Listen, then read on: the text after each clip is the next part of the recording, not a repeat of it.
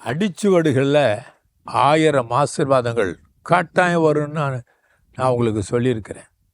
இந்த அடிச்சுவடுகள் நிகழ்ச்சிகளை பார்க்க பார்க்க பார்க்க உங்களுக்கு பல ஆசீர்வாதங்கள் தானாக இறங்கும். கேட்டு வாங்கிடலாம், எடுத்துக்கொள்ளலாம். இப்போ இந்த மீகா 7:7 ஏறெடுத்து பாரும். கர்த்தரை நோக்கி நான் ஏறெடுத்து பார்க்கிறேன், அவரிடத்திலிருந்து எனக்கு ஒத்தாசை, ஆசீர்வாதம், நன்மை வந்துக்கிட்டே இருக்கும். உங்களுக்கு தெரியுமா, நம்முடைய ஆண்டவரை நீங்கள் ஏறெடுத்து பார்த்தா வானத்தின் பல கனிகளும் திறக்கப்படும். பூமியினுடைய இருட்டு கண்களை திறந்த கர்த்தர் நமக்கு பல ஆசீர்வாதங்களை கொடுத்துருவார். இதை இன்னைக்கு நீங்கள் பார்க்குறீங்களே, இன்னைக்கு உங்களுக்கு தேவை விதவிதமான ஆசீர்வாதம்.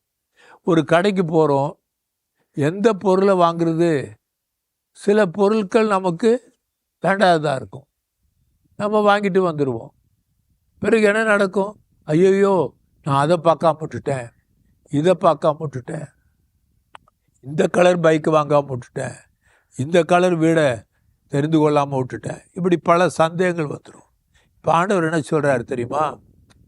ஆபிரகாம் மம்ரேயின் பள்ளத்தாக்கில் அப்படியே ஏறெடுத்து பார்த்து கொண்டு இருக்கும் பொழுது தூரத்தில் 3 பேர் வர்றாங்க. ஓடி போய் அவர்களை வரவேற்று, இப்போ நான் ஒரு மரத்துக்கு கீழே உட்காந்துருக்கிறேன், அந்த மாதிரி மரத்துக்கு கீழே உட்கார வைத்து அவர்களுக்கு போஜனமெல்லாம் கொடுத்தாரு.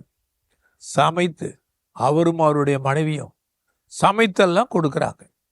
எல்லாவற்றையும் சாப்பிட்டுட்டு கர்த்தர் சொல்கிறாரு, கர்த்தர் அங்கே இருக்கிறாரு, கர்த்தர் நின்று சொல்கிறாரு, அடுத்த முறை நாங்கள் பார்க்கறதுக்குள்ள உன்னுடைய மனைவிக்கு ஒரு குழந்தை வந்துடும்.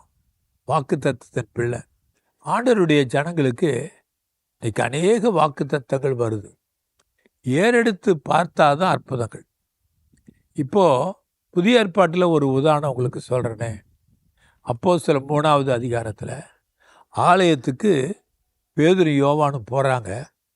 அங்கே ஒரு பிறவிலிருந்து சப்பானி, அந்த பிறவிலிருந்து சப்பானி தனக்கு நம்பிக்கை இல்லாதபடி பிச்சை கேட்டு கொண்டிருந்தானாம். பேதுரு அவனை பார்த்து, எங்களை நோக்கி பார், வெள்ளியும் பொண்ணும் எங்களிடத்துல இல்லை, நசரேயனாகிய இயேசுவின் நாமத்தினால எழுந்து நட. அவ்வளோதான், எழுந்து நடந்து குதித்து வெற்றி எடுத்துட்டான். இன்னைக்கு இந்த அடிச்சுவடுகள் நிகழ்ச்சியில் உங்கள் அணுவா கணுவா ஏதோ ஒன்று உங்களை படுக்க போட்டிருக்குச்சு. அப்படியே திக்கற்றவளாக திணறிக்கிட்டு இருக்கிறீங்க.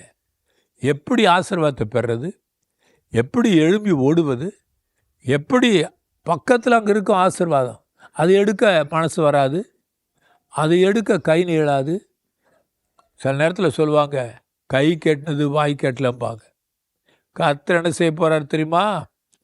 உங்கள் வாழ்க்கையில் நுழையிறார். இப்போது அதிசயம் நடக்கும். உங்களுக்கு நான் சொல்கிறது நடந்துடும். இன்னைக்கு நடக்கும், இப்போ நடக்கும். ஜெபிப்போமா?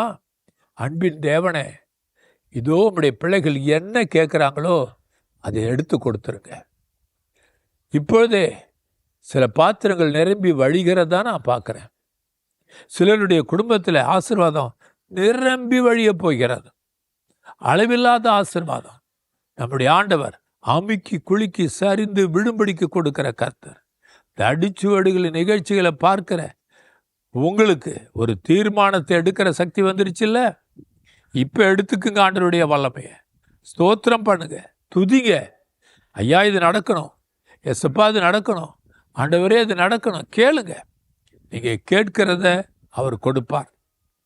மீகா 7:7 உங்களுக்கு சொன்னேன். இப்போ மத்தேயு 7:7 மறந்துடாதீங்க. கேட்கிறவனுக்கு கொடுக்கப்படும், தட்டுகிறவனுக்கு திறக்கப்படும், தேடுகிறவனுக்கு கிடைக்கும் என்று சொன்ன கர்த்தர் இப்பொழுது என் ஜனங்களுக்கு அற்புதங்களை செய்கிறீர். அவர்கள் தேடுகிறது கேட்கிறது இப்பொழுதே கிடைக்கட்டும். இயேசுவின் நாமத்தினாலே. ஆமென், ஆமென்.